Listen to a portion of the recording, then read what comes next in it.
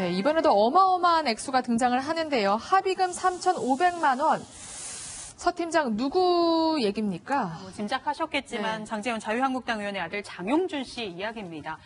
오토바이 운전자와 합의를 했다는 소식이 전해지고 있는데요. 변호인 등에 따르면 이 합의금이 3,500만 원인 것으로 전해지고 있습니다. 사실 그제 장용준 씨와 이 피해 오토바이 운전자가 비슷한 시간에 경찰 출석을 해서 자진 출석을 해서 조사를 받고 돌아갔는데 어제 변호인이 그 자료 같은 것을 제출하러 오면서 기자들과 만나서 좀 이야기를 했습니다. 장용준 변호인은 이렇게 전해왔습니다. 관련해서 언론 보도가 계속 나오고 있고 또 피해자와 또 합의가 굉장히 필요한 시점이기 때문에 합의를 서둘러 합의했다고 밝혔고요. 실제로 오토바이 운전자가 써준 합의서도 역시 현재 경찰에 제출된 상태입니다. 네. 변호사님, 3,500만 원, 지금 오토바이 운전자가 그렇게 크게 다치지는 않았다고 들었거든요. 그러면 굉장히 많은 거 아닌가요? 네, 굉장히 많은 돈이죠. 많은 분들이 이제 이 기사를 보고 부럽다라는 이런 말을 하시곤 했는데, 할 정도다. 네, 일반적으로는 이 음주운전과 관련되어서 사고가 났다. 그리고 상해나 이러한 어떤 진단을 받았다라고 한다면 이 3,500만 원 정도까지 너무 크고요. 뭐 정해진 합의금은 없다라고는 하지만 그래도 통상적으로 한 1,000만 원에서 1,000만 원 안팎으로, 그리고 개별적인 어떤 피해자나 가해자의 직업 등을 고려해서 판단이 되는데, 그러한 것들을 좀 고려한다고 하더라도 3,500만 원이라고 하는 것은 진짜 통상적인 합의금을 현저히 넘는 금액이라고 봅니다. 네. 그러면 어쨌든 피해자랑 합의를 한 거잖아요. 거액을 지급해서라도. 네. 그러면 수사는 좀 끝난 건가요? 아니죠.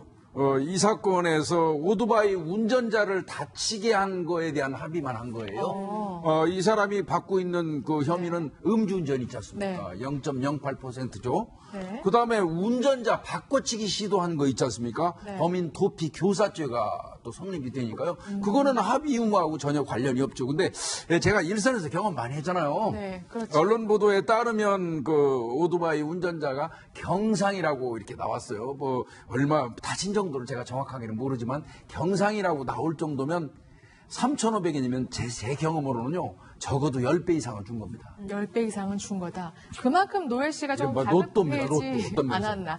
그렇게 말할 정도로 이렇게 말씀해 주셨는데, 사실 그럴 만도 한 게 지금 운전자 바꿔치기 시도까지 지금 수사를 받고 있잖아요.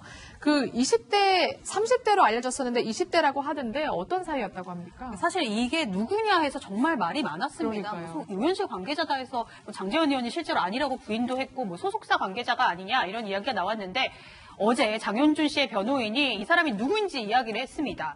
아는 형이다. 쉽게 아는 말해서 형이다. 친한 아는 동네의 형이다. 이렇게 이야기를 한 건데요. 네. 굉장히 오래전부터 알고 지낸 그 지인 관계이기 때문에 그때 바꿔치기를 부탁했고, 이 부분에 대해서 그제 경찰 조사에서 장용준 씨도 바꿔치기 혐의를 시인했고 잘못했다고 인정을 한 상황인데요. 아직 경찰은 현재 20대 남성의 실제 직업과 또 어떤 관계인지 역시도 수사하고 있는 상황입니다. 네.